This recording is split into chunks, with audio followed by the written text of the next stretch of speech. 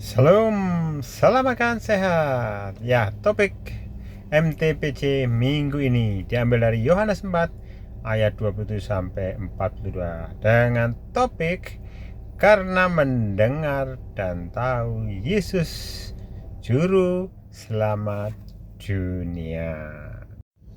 Nah, topik ini sebenarnya penggalan dari ayat 42 saudara ya, yang bunyi selengkapnya seperti ini. Dan mereka berkata kepada perempuan itu, ini perempuan Samaria ya, kami percaya tetapi bukan lagi karena apa yang kau katakan, sebab kami sendiri telah mendengar dia dan kami tahu bahwa dialah benar-benar juru selamat dunia. Nah, topik ini sebenarnya adalah kesaksian ya, kesaksian orang-orang dari kota Samaria.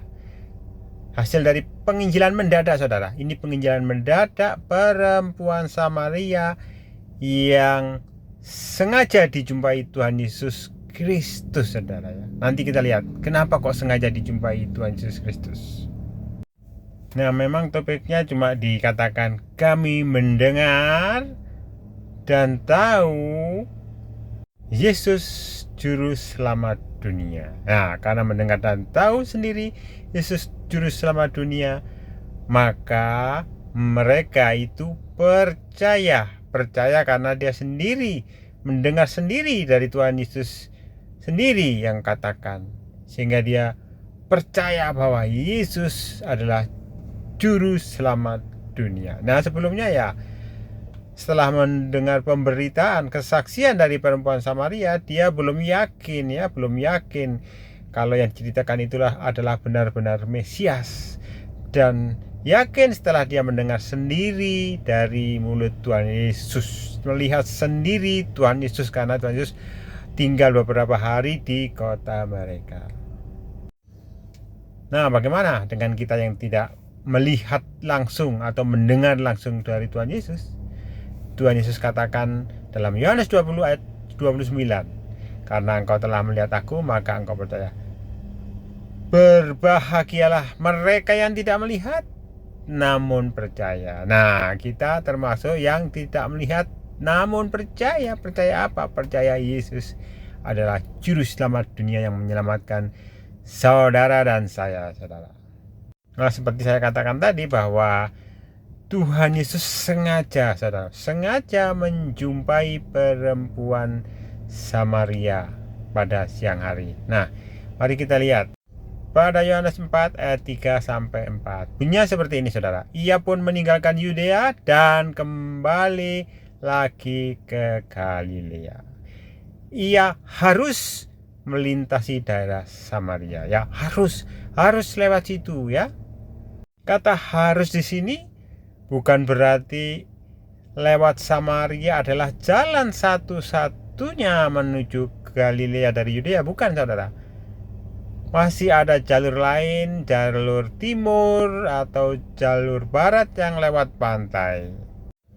Jadi kata harus di sini bukan alasan geografis saudara, tapi ada alasan lain yang bukan geografis. Dan bahkan banyak orang Yahudi, hampir sebagian besar, sebenarnya menghindari lewat Samaria saudara. Dia lebih suka memutari jalan wilayah timur, melewati lembah Yordan atau Perea yang lebih panjang, ataupun lewat barat, lewat pantai, karena mereka menghindari melewati Samaria, karena mereka itu bermusuhan, dianggap orang kafir itu orang Samaria saudara. Jadi kata harus lewat Samaria ini sebenarnya lebih menekankan alasan misi, alasan teologis dibandingkan sekedar kebutuhan perjalanan. Memang Yesus sengaja menemui orang Samaria, perempuan Samaria itu.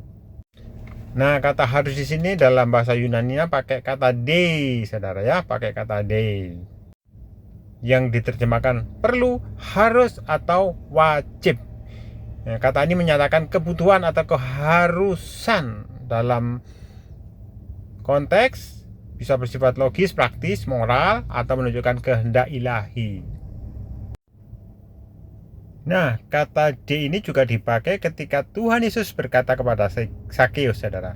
Ya, kita bisa lihat di Lukas 19 ayat 5. Nah, ketika Yesus sampai ke tempat itu, ia melihat ke atas dan berkata, Sakeus, segeralah turun, sebab hari ini aku harus menumpang di rumahmu. Ya, kelihatannya kok Tuhan Yesus maksa menumpang di rumahnya Sakeus. Nah, setelah menumpang kita tahu ya pertobatan Sakeus. Ya, sama dengan perempuan Samaria. Setelah Yesus jumpai dengan sengaja di sumur Yakub, dia langsung jadi penginjil, saudara. Nah, itu fakta, saudara. Jadi fakta pertama tadi bahwa memang Tuhan Yesuslah yang sengaja menemui perempuan Samaria.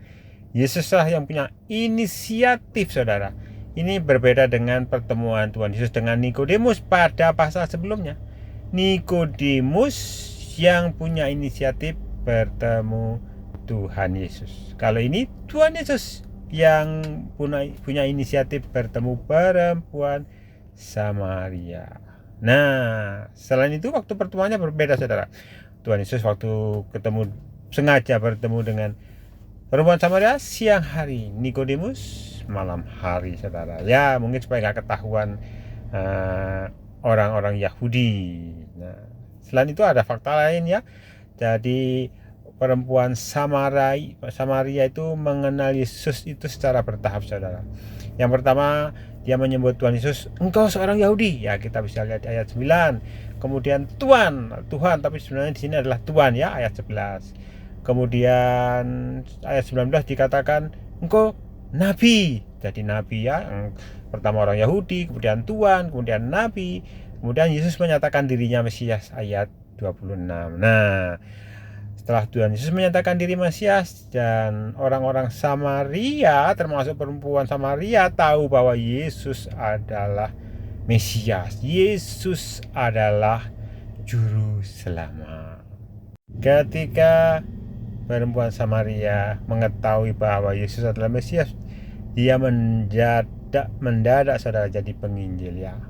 Mungkin sama dengan kita ya, kita ini yang sudah mengetahui bahwa Yesus juru selamat, kita bersyukur dan sepatutnya lah kita menjadi saksi Kristus di dunia ini, supaya banyak orang diselamatkan, banyak orang mengenal Yesus. Tuhan Yesus memberkati. Amin.